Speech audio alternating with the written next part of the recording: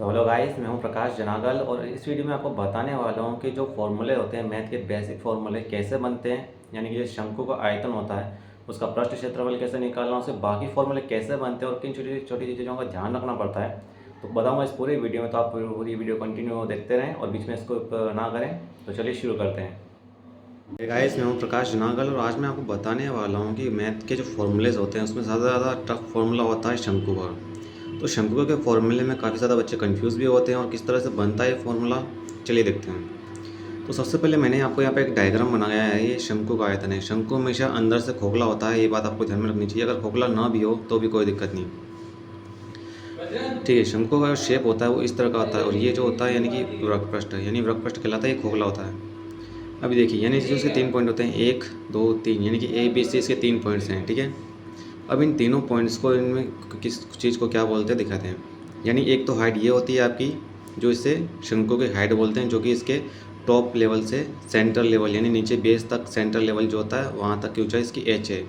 और ये जो हाइट होती है आपकी, ये भी एक हाइट होता है, लेकिन इसे तिर्यक ऊंचाई बोलते हैं हिंदी में, ठीक है। इसे हिंदी में तिर्यक ऊंचाई बोलते हैं क्योंकि ये तिरछी जाती है, इसलिए इसका नाम तिर्यक ऊंचाई रखा गया है। एक हाइट ये भी होती है जो कि शंकु के टॉप से लेकर नीचे बेस तक सेंटर पॉइंट तक होती है।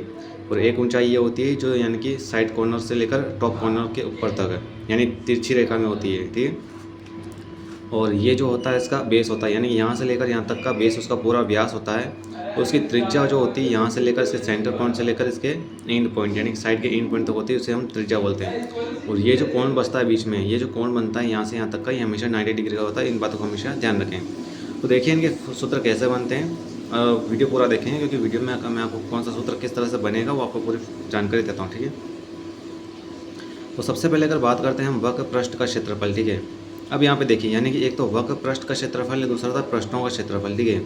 तो यानी अगर बात की जाए वक्र पृष्ठ का क्षेत्रफल यानी शंकु के वक्र पृष्ठ के क्षेत्रफल की अगर बात की जाए तो वक्र पृष्ठ का क्षेत्रफल आपके होता है पाई आर एल, ठीक है। पाई आर एल, यहाँ पे पाई का मान क्या होता है, यानी पाई का जो मान होता है आपके 3.141, ठीक है। आपको हमेशा ये बातें याद रखनी पड़ती है कि पाई का जो मान होता है आपके पास क्या होता है, 3.141। पाई का दूसरा मान आपके होता है 22/7, ठीक है। अगर 22/7 को आप भागविधि से सोल्व करेंगे तो 3.141 ये मान आता है। ये बात आपको हमेशा याद रखनी पड़ेगी, पाई के मान क्या है, ठीक है।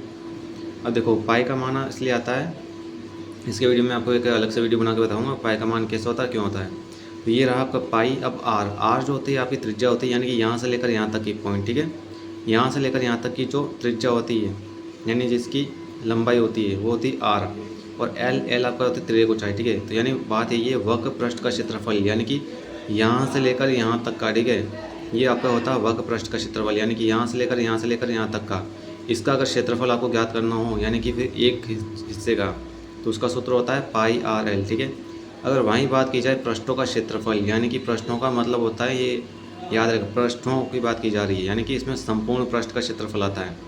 कई बार एग्जाम में ओनली फॉर पृष्ठों लिख दिया जाता है, तो पृष्ठ और पृष्ठों में अंतर होता है। पृष्ठ का मतलब इसके एक भाग का हिस्सा और पृष्ठों का मतलब होता है इसके संपूर्ण भाग का क्षेत्रफल, ठीक है। तो पृष्ठों का क्षेत्रफल अगर बात की जाए यानी इसके संपूर्ण भाग की बात की जाए तो इसका मान जो होता है पाई आर, ब्रैकेट में आर प्लस एल, ठीक है। तो क्या मान हो गया, यानी कि पाई आर, पाई जो होता है यानी इसे गोले के आयतन के कारण इसका मान यहाँ पे पाई रखा जाता है, ये बात हमेशा याद रखें। आर यानी इसकी त्रिज्या, अब देखो यानी कि पाई पूरे के मान में आ जाता है और आर यानी कि यहाँ तक की त्रिज्या, ब्रैकेट में आर प्लस एल, यानी कि यहाँ से लेकर यहाँ तक की जो ऊंचाई यानी कि क्यों होती है ये वाला त्रिज्या, और यहाँ से तक का अगर गोल घूमेगा तो क्या बन जाएगा आपके पास, एक शंकु बन जाता है। यानी कि पृष्ठों का क्षेत्रफल यहाँ से लेकर उसके होल स्क्वायर तक का क्षेत्रफल, इसलिए यहाँ पर आर डबल लिखा जाता है। यानी कि एक हिस्सा ये भी हो जाता है और दूसरा हिस्सा ये भी हो जाता है और इसकी त्रिज्या ऊंचाई ये, ताकि चारों ओर ये घूम सके। यानी इस शंकु को इस त्रिज्या को ऐसे घुमाएंगे तो यहाँ भी आर बन जाएगा, ये भी आर आ जाएगा, इसलिए आर यहाँ पर 2 बार रिपीट होता है, ठीक है। अब दूसरा आपके पास आता है यानी कि आयतन, यानी कि शंकु के आयतन का सूत्र क्या है वो बताइए। शंकु के आयतन का जो सूत्र होता है वो होता है आपके पास 1/3, ठीक है, पाई आर स्क्वायर एच, ठीक है।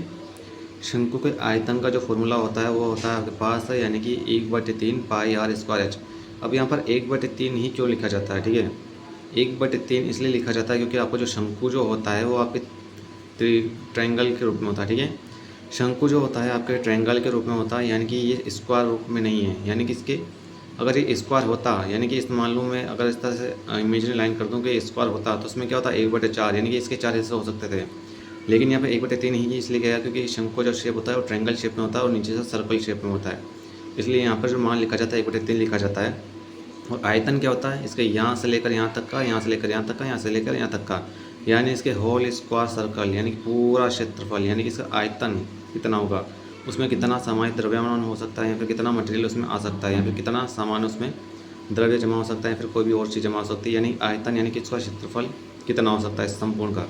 तो उसका मान यहाँ पर 1/3 क्योंकि ट्रायंगल रूप में होता है, और पाई यानी पाई का मान यानी बेस के लिए लिया जाता है, और आर स्क्वायर यानी कि एक आर ये भी आ जाता है इसमें, और ये त्रिज्या 2 दुगनी हो जाती है, यानी पूरा व्यास इसमें आ जाता है, इसलिए पाई स्क्वायर। और एच जो आपकी होती है हाइट, यानी कि इस त्रिज्या का अगर हम यहाँ से यहाँ तक का घुमाएंगे तो ये पूरी त्रिज्या आर स्क्वायर हो जाएगी, और उसमें होती है हाइट, यानी कि इस ऊंचाई तक का कितना आयतन समाहित होता है, इसलिए इसका formula 1/3 pi r square h, यानी कि आर यहाँ से यहाँ तक का पूरा क्षेत्रफल आ जाता है नीचे का, हाइट इसकी ऊपर तक किया जाती है, और 1/3 इसके कोण रूप में होने के कारण इसे लिया जाता है।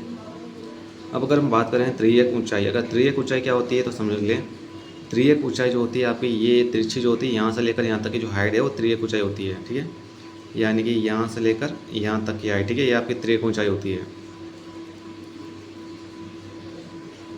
हाँ, आप इसे इस तरह समझ लें, ठीक है, ये आपकी त्रियक ऊंचाई हो। त्रियक ऊंचाई का जो फॉर्मूला होता है यानी कि एल का, इसका आपका होता है यानी कि रूट में, इसे हम मानते हैं r square plus h square, ठीक है।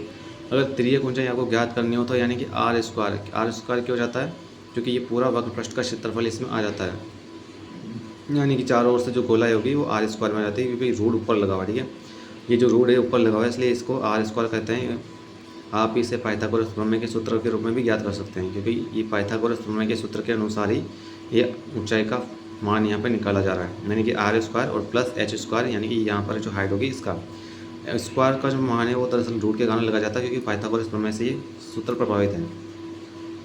फिर होता है यानी कि शंकु की ऊंचाई, अगर शंकु की ऊंचाई एच ज्ञात करनी है आपको, मान लीजिए अगर ये ऊंचाई आपको नहीं दी गई है, ओनली फॉर आपको ये एच ज्ञात करना है, एच ज्ञात करने का बेसिक सिंपली फॉर्मूला होता है, यानी पाइथागोरस प्रमेय आपको पता होगी ट्रायंगल में निकालने के लिए क्या होता है, वही सूत्र यहाँ पे आपको अप्लाई करना है। यहाँ पर होता है आपके पास L square minus R square, ठीक है। आपको बस सिंपली फॉर्मूले याद रखने पड़ते हैं, किसी भी अगर ये जो हिस्सा होता है इसका अगर सूत्र आपको निकालना पड़ता है तो पाइथागोरस प्रमेय से निकालना पड़ता है। कर्ण का वर्ग बराबर लंब का वर्ग और आधार का वर्ग, ठीक है, तो कर्ण ये हो जाता है, लंब ये हो जाता है और आधार ये हो जाता है। ये पाइथागोरस प्रमेय के सूत्र के अनुसार ही फॉर्मूले बनने हैं, तो इसमें ज़्यादा कन्फ्यूज़न होने की बात नहीं है, बेसिकली फॉर्मूले हैं, काफ़ी ज़्यादा आसान है, बस समझने के लिए। तो यानी कि एल स्क्वायर यानी त्रियक ऊंचाई हो जाएगी आपके, और माइनस आर स्क्वायर ये त्रिज्या हो जाएगी, यानी कर्ण का वर्ग बराबर लंब का वर्ग आधार वर्ग उसी फॉर्मूले के अनुसार ही बना है। अब आता है आपके पास यानी कि त्रिज्या, अगर आपके पास आर ज्ञात करना हो तो बेसिकली फॉर्मूला सिंपल वही है जो पाइथागोरस के अनुसार बना है, यानी कि L square minus H square, ठीक है। तो L square minus H square यहाँ पे फॉर्मूला बन जाता है, काफ़ी ज़्यादा आसान है, L square minus H square, तो ये आपकी त्रिज्या आपके यहाँ पे निकल जाएगी। अब ये जो 3 बातें मैं आपको बताने वाला हूँ ये काफ़ी ज़्यादा आपको ध्यान में रखने योग्य होती है, क्योंकि ये बातें आपके हर बार एग्ज़ाम में पूछी जाती है और काफ़ी ज़्यादा बच्चे भूल जाते हैं। यानी कि पहला जो पॉइंट होता है ये बेसिक पॉइंट्स होते हैं। शंकु की त्रिज्या x गुणित होने पर आयतन x स्क्वायर गुणित हो जाता है, याद रखिए। शंकु की त्रिज्या जो होती है यानी कि r, ठीक है, अगर शंकु की त्रिज्या को हम r से x गुणित करते हैं तो उसके आयतन क्या हो जाता है, x स्क्वायर हो जाता है, यानी कि x स्क्वायर गुणित हो जाता है उसका आयतन। आयतन क्या होता है, यानी कि जो इसका आयतन हम निकालेंगे, ठीक है, तो यानी कि x स्क्वायर गुणित हो जाता है, ये बात याद रखें। शंकु की ऊंचाई x गुणित होने पर आयतन x गुणित हो जाता है, ठीक है। अब देखिए शंकु की ऊंचाई जो होती है ये वाली या फिर ये वाली, अगर x गुणित करें तो इसका जो आयतन होगा ये ओनली फॉर x गुणित होगा, ना कि x स्क्वायर, याद रखें, ठीक है, x गुणित ही होगा।